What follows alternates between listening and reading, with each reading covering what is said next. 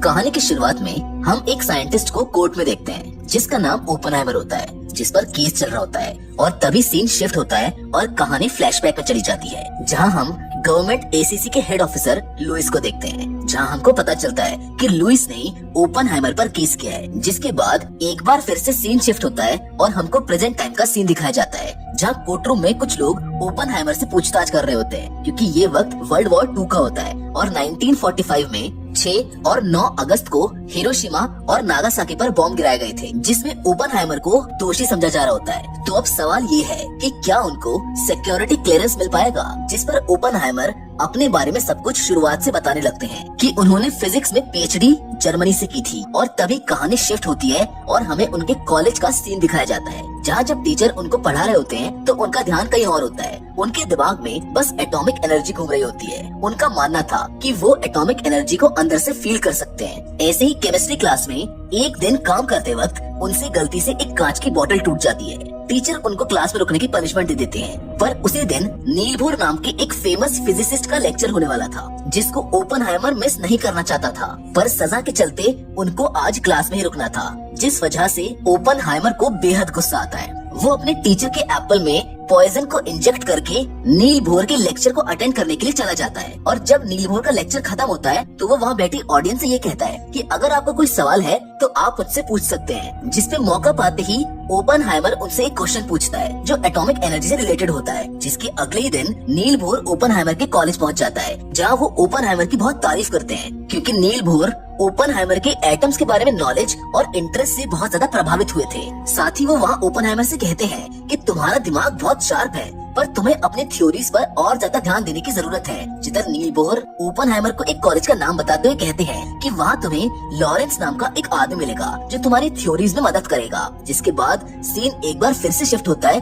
और कहानी present day में दिखाई जाती है, जहाँ लुइस से ओपनहाइमर के बारे में पूछा जाता है। वो कोर्ट में ये बताता है कि उनकी मुलाकात 1947 में हुई थी और तब तक ओपनहाइमर काफी फेमस हो चुका था। लुइस खुद ओपनहाइमर को एईसी डिपार्टमेंट का काम संभालने को कहते हैं और उनको सब चीजों के बारे में बताते हैं, जहाँ पर हम आइंस्टाइन को भी देखते हैं। जिसके बाद लुइस और ओपनहाइमर के बीच में कुछ बातें होती हैं, जहाँ लुइस ओपनहाइमर से एईसी डिपार्टमेंट के काम को संभालने के लिए कहते हैं। असल में एईसी डिपार्टमेंट ओपनहाइमर के मैनहट्टन प्रोजेक्ट के बाद का नया हाइड्रोजन बॉम्ब बनाने का प्रोजेक्ट था और ओपनहाइमर पहले भी न्यूक्लियर बॉम्ब बनाने वाली टीम को लीड कर चुके थे। लुइस उसको ये काम देना चाहता था, पर ओपनहाइमर लुइस को इस काम को करने से इनकार कर देता है और तब से लुइस और ओपनहाइमर के बीच रिश्तों में दरार पड़ने लगती है। तब लुइस उस पर केस कर देता है। वो हर हालत में ओपनहाइमर को सबक सिखाना चाहता था, वो उसको बदनाम करना चाहता था। जिसके बाद ओपनहाइमर से भी कुछ सवाल जवाब किए जाते हैं, जिस पर ओपनहाइमर अपने आगे की कहानी उनको सुनाता है कि अपनी स्टडीज कंप्लीट करने के बाद वो यूनिवर्सिटी ऑफ कैलिफोर्निया में टीचर की जॉब करने लगा, जहाँ पर उसकी मुलाकात लॉरेंस से हुई, जिसके बारे में नील बोर ने ओपनहाइमर को बताया था। फिर वो दोनों काफी अच्छे दोस्त बन गए थे। जिसके बाद हमको आगे दिखाया जाता है कि ओपनहाइमर एक कम्युनिस्ट पार्टी में जाते हैं, जहाँ पर उनकी मुलाकात जीन नाम की एक लेडी से होती है जो कि कम्युनिस्ट है। उनके बीच में वहाँ पर कुछ बातें होती हैं और उन दोनों के सोच और विचार एक जैसे होते हैं, जिससे वो दोनों एक दूसरे के करीब आ जाते हैं और इंटीमेट होने लगते हैं। इसी दौरान ओपनहाइमर वहाँ पर रखी एक बुक को पढ़ने लगता है जो संस्कृत में लिखी होती है, जो कि भगवत गीता है, जिसमें लिखा था कि अब मैं मृत्यु बन चुका हूँ, विनाश का कारण भी मैं हूँ, सब अंत मुझसे ही होगा। जिसके कुछ दिनों बाद ओपनहाइमर लॉरेंस से मिलता है, जो एटॉमिक बॉम्ब पर फिजिकल एक्सपेरिमेंट्स कर रहा था। जहाँ एक तरफ ओपनहाइमर की थ्योरीज गलत साबित हो रही थी, वहीं दूसरी ओर ओपनहाइमर के फिजिकल एक्सपेरिमेंट्स कामयाब हो रहे थे। जिसके साथ ओपनहाइमर अपनी रिसर्च को जारी रखता है। उसे समझ आ जाता है कि एटम के टुकड़े और उनके पार्टिकल्स का फ्यूजन करके किसी भी तरह का बॉम्ब बनाना पॉसिबल है। और ऐसे ही देखते देखते ओपनहाइमर अमेरिकन साइंटिस्ट के बीच में अपनी रिसर्च के दम पर फेमस हो जाता है। अब कुछ साल बीत जाते हैं और एक दिन ओपनहाइमर की मुलाकात किटी नाम की लेडी से होती है, जहाँ किटी ओपनहाइमर की एटॉमिक थ्योरी से काफी ज्यादा इम्प्रेस हो जाती है। उनके बीच रिलेशन बनने लगता है। हालांकि किटी पहले भी 2 बार शादी कर चुकी है, पर ओपनहाइमर और किटी के बीच में प्यार बढ़ने लगता है। वो शादी कर लेते हैं। वहीं हम ओपनहाइमर को जीन के साथ भी देखते हैं, जिसके साथ वो पहले से ही रिलेशन में था। जिधर जीन ओपनहाइमर से उसके साथ रहने को कहती है, क्योंकि उस वक्त जीन की हालत ठीक नहीं होती है, वो मेंटली अनस्टेबल हो चुकी है और उसकी कंडीशन खराब है। पर ओपनहाइमर जीन से ये कहता है कि अब उसकी शादी हो चुकी है और वो जीन के साथ नहीं रह सकता, इसीलिए वो जीन से ब्रेकअप कर लेता है। जिसके कुछ सालों बाद अचानक से ओपनहाइमर के ऑफिस में यूएस जनरल लेस्ली ग्रोव्स आ जाते हैं, जो उसको बताते हैं कि उन्होंने ओपनहाइमर की बहुत तारीफ सुनी है और वो यहाँ पर उससे एक प्रोजेक्ट के सिलसिले में मिलने आए हैं, क्योंकि उनको पता चला है कि रशिया भी एटॉमिक एनर्जी और एटॉमिक बॉम्ब बनाने पर काम कर रहा है और अगर उन्होंने हमसे पहले एटम बॉम्ब बना लिया तो वो कुछ भी कर सकते हैं, जिसके बाद महाविनाश होना तय होगा। इसीलिए मैं चाहता हूँ कि तुम अमेरिका के लिए एटॉमिक बॉम्ब बनाओ, जिसके लिए ओपनहाइमर मान जाता है। पर अब इस काम के लिए उन्हें काफी सारा पैसा, एक बहुत बड़ी जगह और एक बेहतरीन साइंटिस्ट टीम की जरूरत थी, जिसमें उनको 3-4 साल का समय लगने वाला था। अब उनके पास साइंटिस्ट की एक पूरी टीम थी और उन्होंने लॉस एल्मोस नाम की जगह पर एटॉमिक बॉम्ब बनाने का काम शुरू कर दिया। ऐसे ही कुछ महीने बीत जाते हैं, जहाँ एक दिन एडवर्ड टेलर नाम का साइंटिस्ट अपनी इक्वेशन की थ्योरीज लेकर उसके पास आता है और उनको बताता है कि अगर एटॉमिक एनर्जी के अंदर जरा भी गलती होती है तो वहाँ एक ब्लैक होल क्रिएट हो सकता है, जो अपने आसपास की सभी चीजों को अपने अंदर एब्जॉर्ब कर लेगा, जिससे इतनी बड़ी तबाही होगी कि सब कुछ तबाह हो जाएगा। तभी ओपनहाइमर इस बात का पता लगाने एल्बर्ट आइंस्टाइन के पास पहुंच जाते हैं। ओपनहाइमर आइंस्टाइन को वो थ्योरी दिखाता है, जिस पर आइंस्टाइन भी वही बात करते हैं कि अगर तबाही हुई तो बहुत बड़े पैमाने पर होगी, जिससे दुनिया भी तबाह हो सकती है। जिसके बाद कहानी शिफ्ट होती है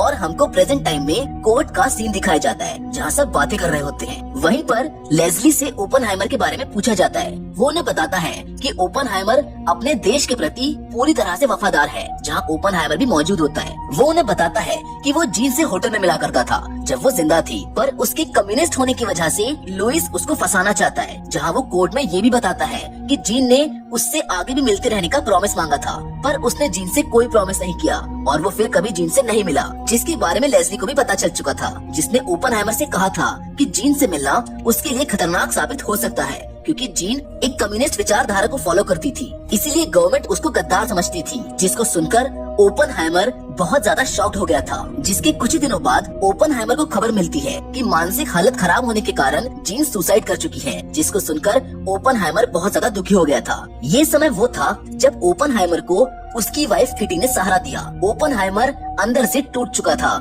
जिस वजह से वो अपने एटॉमिक बॉम्ब बनाने के प्रोजेक्ट पर भी सही से ध्यान नहीं दे पा रहा था। पर एटॉमिक बॉम्ब बनने ही वाला था, जहाँ एक दिन जब सभी साइंटिस्ट उस प्रोजेक्ट पर काम कर रहे थे, तभी एडवर्ड ने उन्हें हाइड्रोजन बॉम्ब बनाने का आइडिया दिया था, जो कि एटम से कई हजार गुना ज्यादा पावरफुल था।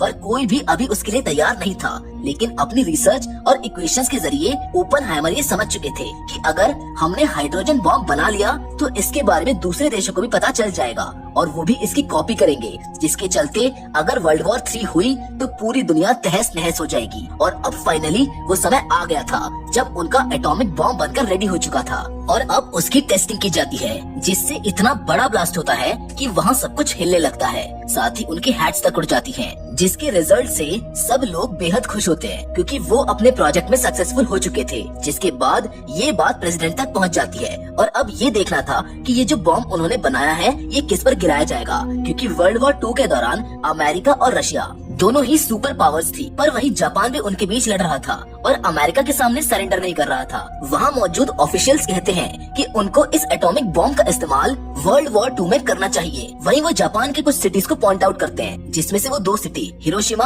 और नागासाकी को चुनते हैं। पर ओपनहाइमर समेत उसकी टीम का ये कहना होता है कि उन्हें उस बॉम्ब से जापान को सिर्फ डराना चाहिए, ना कि तबाह करना चाहिए। जिस पर वहाँ मौजूद सभी लोग ये कहते हैं कि जापान के न मानने पर हमें इस बॉम्ब का इस्तेमाल उस पर करना चाहिए, जिससे वर्ल्ड वॉर 2 रुक सकती है और साथ ही अमेरिका की शक्ति का पूरे विश्व को पता चल जाएगा। जिसके कुछ ही दिनों के बाद ओपनहाइमर और उनकी टीम एटॉमिक बॉम्ब की टेस्टिंग पर पूरी रिसर्च कर लेते हैं और 16 जुलाई 1945 को ट्रिनिटी टेस्ट को शुरू किया जाता है। और जैसे ही वो बॉम्ब को ब्लास्ट करते हैं, वो इतना बड़ा और घातक ब्लास्ट होता है जिसको कोई भी इंसान अपनी आंखों से नहीं देख पाता, जिससे पूरी धरती हिलने लगती है और कुछ ही देर के लिए सब कुछ सुन पड़ जाता है। कई मीलों दूर से भी इस ब्लास्ट को देखा जा सकता था, जिससे सभी लोग ओपनहाइमर की बहुत प्रशंसा करते हैं कि आखिर उन्होंने बाकी देशों से पहले इसको बना लिया। और अब यूएस गवर्नमेंट रेडी थी जापान की इन दोनों सिटीज पर बॉम्ब को गिराने के लिए। जिसके बाद 6 और 9 अगस्त को हिरोशिमा और नागासाकी पर अमेरिका के द्वारा एटॉमिक बॉम्ब गिरा दिया जाता है, जो काफी तबाही मचा देता है, जिससे हजारों लोग मारे जाते हैं। जिसके कुछ दिन बाद ओपनहाइमर को स्पीच देने के लिए एक जगह पर बुलाया जाता है, जहां ओपनहाइमर अमेरिका की तारीफ करता है और वहां बैठी ऑडियंस बहुत खुश नजर आती है। पर ओपनहाइमर अंदर से बहुत ज्यादा डरा हुआ था। वो बहुत ज्यादा दुखी था, क्योंकि कहीं ना कहीं वो ये बात अच्छे से जानता था कि उसकी वजह से ही कई बेगुनाह लोग मारे गए हैं, कई सारे घर और परिवार उजड़ चुके हैं। वो हादसा इतना दर्दनाक था कि चाहकर भी ओपनहाइमर उसके बारे में सोचना बंद नहीं कर पाता था। जिसके कुछ दिन बाद ओपनहाइमर को यूएस प्रेसिडेंट से मिलने के लिए बुलाया जाता है, जहां वो ओपनहाइमर की खूब तारीफ करते हैं। साथ ही प्रेसिडेंट ओपनहाइमर से कहते हैं कि हमें और भी बॉम्ब बनाने होंगे और मैं चाहता हूँ कि इसे तुम और तुम्हारी टीमें मिलकर बनाएं। पर ओपनहाइमर कुछ खास खुश नहीं दिखता है। वो प्रेसिडेंट से कहता है कि भले ही हमने जीत हासिल कर ली हो और वर्ल्ड वॉर 2 खत्म हो गई हो, पर अब हमें इसको यही रोक देना चाहिए, क्योंकि बॉम्ब बनाने की होड़ में बाकी सभी देशों से झगड़ा होना संभव है और अगर ऐसा हुआ तो इस बार लाखों नहीं करोड़ों लोग मारे जाएंगे, जिसका दोषी मैं खुद को मानता रहूंगा। जिस पर प्रेसिडेंट उससे कहते हैं कि तुम ऐसा बिल्कुल मत सोचो, क्योंकि तुमने बस अपना काम किया है। तुमने बॉम्ब नहीं गिराया, बॉम्ब मैंने गिराया है, तो दोषी मैं हुआ, ना कि तुम। इसलिए आगे भी बॉम्ब बनाने का काम चलता रहना चाहिए। जिसके बाद कहानी शिफ्ट होती है और हमें प्रेजेंट का सीन दिखाया जाता है, जहां कोर्ट रूम में मौजूद सभी साइंटिस्ट, पुलिस ऑफिसर्स और लॉयर्स इस बारे में बातें करने लगते हैं कि आखिर कौन कौन इस प्रोजेक्ट में कैसे कैसे जुड़ा हुआ था। और तब हमको पता चलता है कि लुइस ने ही ऐसी सिचुएशन क्रिएट की जिससे ओपनहाइमर पर इतना प्रेशर पड़ा कि वो एक ऐसा वेपन बना दे जिससे तबाही होना तय था। और लुइस ने ऐसा इसलिए किया क्योंकि वो ओपनहाइमर से बदला लेना चाहता था, क्योंकि कई बार ओपनहाइमर की वजह से उसको बेइज्जती का सामना करना पड़ा। और जब कोर्ट में ये सब बातें हो रही होती हैं और ओपनहाइमर पर ये सब इल्जाम लगाए जा रहे होते हैं, तभी ओपनहाइमर की वाइफ किटी वहाँ पर आ जाती है, जो सबको बता देती है कि ये सब साजिश लुइस स्ट्रॉस की है। और अंत में ओपनहाइमर को सिक्योरिटी क्लियरेंस मिल जाता है, उस पर लगे सभी इल्जाम हट जाते हैं। जिसके बाद कहानी के अंत में वही सीन दिखाया जाता है जब एल्बर्ट आइंस्टाइन और ओपनहाइमर के बीच में कुछ बातें होती हैं। और ये वो वक्त होता है जब ओपनहाइमर ने आइंस्टाइन को हाइड्रोजन बॉम्बिंग की इक्वेशन दिखाई थी, जो ओपनहाइमर से ये कहता है कि ये तबाही का एक बहुत बड़ा रूप ले सकती है, तो तुम कोशिश करना कि ये सब रुक जाए। जिस पर ओपनहाइमर एल्बर्ट आइंस्टाइन से कहता है कि जब मैं आपके पास ये इक्वेशन लेकर आया था, तब हम दोनों को पता था कि इससे दुनिया तबाह हो सकती है। जिस पर आइंस्टाइन हाँ में जवाब देते हैं और वहाँ से चले जाते हैं। असल में ओपनहाइमर को पहले ही पता चल चुका था कि हाइड्रोजन पावर भी अस्तित्व में आएगी। साथ ही में वो ये भी जानता था कि अगर वो अस्तित्व में आई तो दुनिया तबाह हो सकती है। और तभी ओपनहाइमर को ये महसूस होने लगा था कि वो एक प्लेन में है और खुद ही इस दुनिया को तबाह कर रहा है। जिसके साथ ये फिल्म यहाँ पर खत्म हो जाती है। वेल, ये एक ऐसे टॉपिक पर बेस्ड फिल्म है जिस पर बात करना या फिर चर्चा करना बहुत जरूरी है, क्योंकि किसी भी मसले का हल वॉर नहीं है। ये पृथ्वी बहुत सुंदर है, जिसके बर्बाद होने का कारण सच में हम इंसान हैं। वेल, ये नफरत और जंग को रोकने का तरीका क्या है ये तो मुझको नहीं पता, लेकिन अगर आपको ये फिल्म पसंद आई हो तो प्लीज अपनी राय हमें कमेंट बॉक्स में कमेंट करके जरूर बताएं। बाकी आज की वीडियो में तो बस इतना ही, लेकिन हम फिर से जरूर मिलेंगे और वो भी एक और नई इंटरेस्टिंग कहानी के साथ। लेकिन तब तक के लिए धन्यवाद।